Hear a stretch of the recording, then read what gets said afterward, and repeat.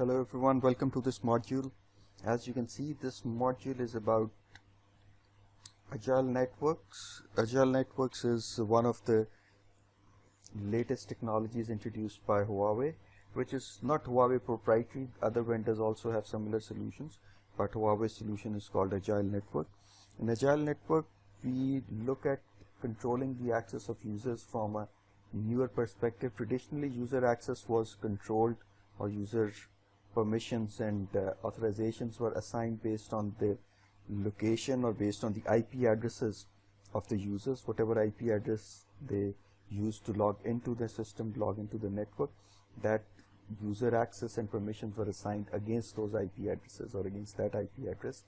So in other words, the location of the user, whether the user belonged to a certain subnet or the other subnet, that determined the permissions which the user had for accessing the network, and the user experience was dependent upon the particular VLAN and subsequently the particular subnet or the particular IP address which the user had.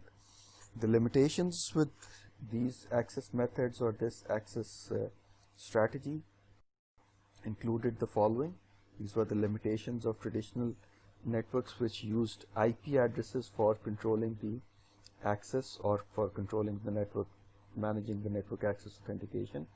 First of all, the large workloads of access control and policy deployment, which means that if the IP addresses changed or any changes to the IP addresses required a lot of management and configuration, manual configuration overhead, which was never easy for the security or the IT teams. Then once again, because the access rights were bound to the IP addresses, whenever a user changed its location, whenever a user moved from one location to another location, the user rights were difficult to control and manage because the exact same rights had to be provided at the new location, so it was always a cumbersome task. And this resulted in inconsistent user experience, which means that when the user was logging in from one location, he would experience a different he would have a different user experience, and when he was logging in from a new location with a new IP address, the user experience would be completely different for that particular user. So there were a lot of issues with the traditional IP-based access control mechanisms. The solution for this is, as you can see, that somehow if we could separate or isolate the user permissions or user authorizations from the user's IP address, that would save us a lot of hassle. This is exactly what the Agile Network does, or Huawei's Agile Network solution does. What we do is that we base our policies, or we base the user access policies not on the IP address of the user, not on the location of the users. Of course, we can do that as well. We can base our decision on that as well, but we have other options as well. And we can base the user authorizations based on certain other criteria, which we'll see what those criteria are. So as you can read here, different users do use different service policies.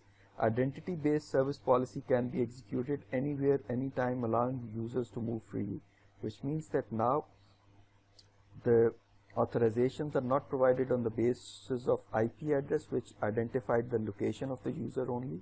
We can base the authorizations on the basis of, or we can do the authorizations based on the user identity. So if a user is logging in from any location, as long as the user identity is the same, we can provide the same consistent behavior from the network to the user. What this results in is a consistent user experience. This means that different user service levels for different users ensure consistent user behavior and experience regardless of user location.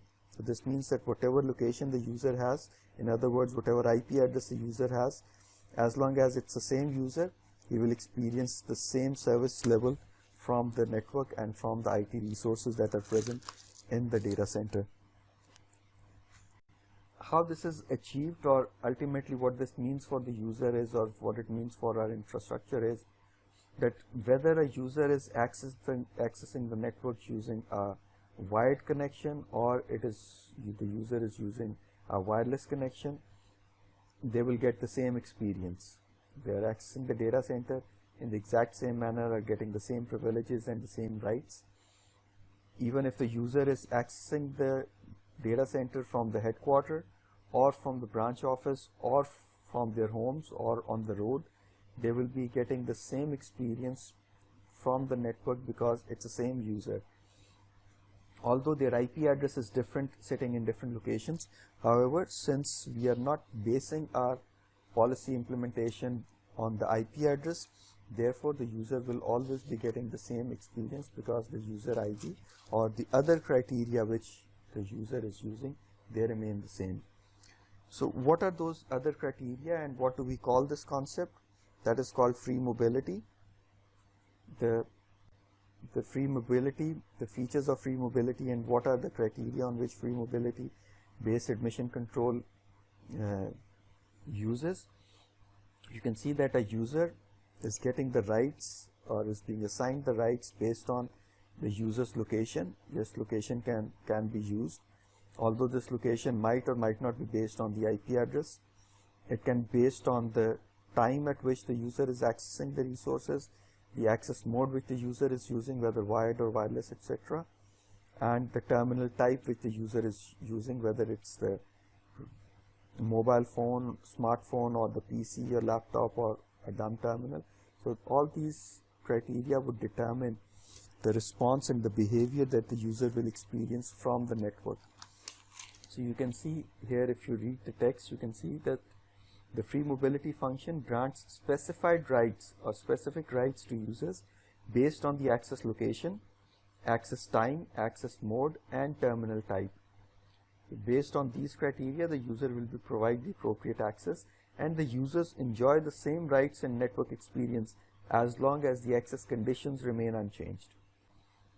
As long as the conditions are the same, the users will experience the same behavior from the network. So this means that they will have a consistent user experience, which is extremely important in the modern days IT service provisioning, the services that are being provided by the data center team.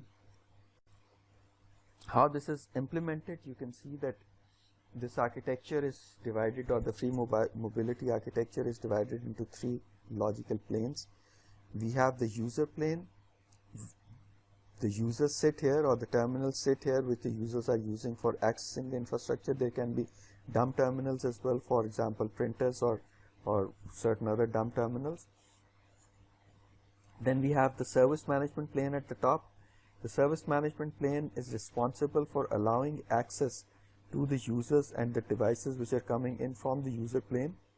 So the policies are defined at the service management plane, and these policies are pushed and implemented at the network device plane, because the users are going to access the network through the network devices, through the network device plane, the logical plane.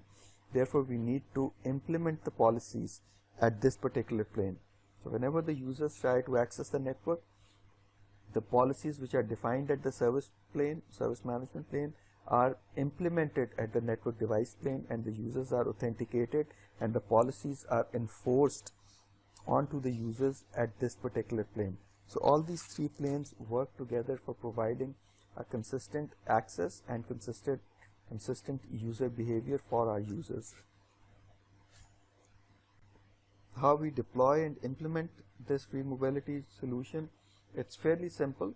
As you can see, in step 1 we define the security groups and we assign users to these security groups. These users can be assigned to these groups based on the user name or the user identification. We can also assign the users to these groups based on their IP addresses, which would be somewhat similar to the traditional access control methods, but this, as I said earlier, this method is still available. However, we can use more fine-grained user assignment or user group assignment methods here. Once this is done, then we define the group policies, or the policies which are going to control the users or access of the users to the network. Then we link or combine or map these policies to the user groups. We define the policies, we define the groups, and then we combine the two, and this combination is passed on to the network device layer, the 3 layers that we saw in the previous slide. This is passed on to the network device layer, and there these policies are implemented for the users. And whenever a user tries to access the network, the user is going to be authenticated, and then it is going to be provided appropriate authorization based upon the group that the user belongs to and the policies that have been mapped or linked to that particular user group.